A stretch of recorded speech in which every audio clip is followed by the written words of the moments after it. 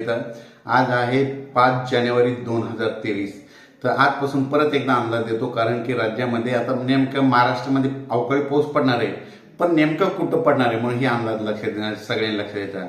राज्यात एकंदरीत आजपासून 5 तारखेपासून तर राज्यात 10 जानेवारीपर्यंत म्हणजे 5 ते 10 जानेवारीपर्यंत राज्यात अवकाळी पाऊस पडणार आहे, पण सगळीकडे पडणार नाही, नुकसानकारक एवढा नसणार आहे म्हणून हा अंदाज लक्षात द्या. पण राज्यामध्ये फक्त काही जिल्ह्यातच पाऊस पडणार आहे.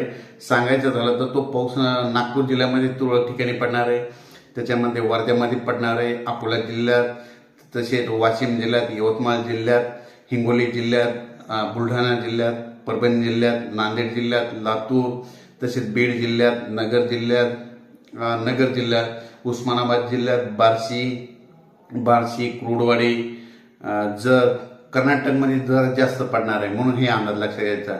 पुण्याकडे देखील पडणार आहे.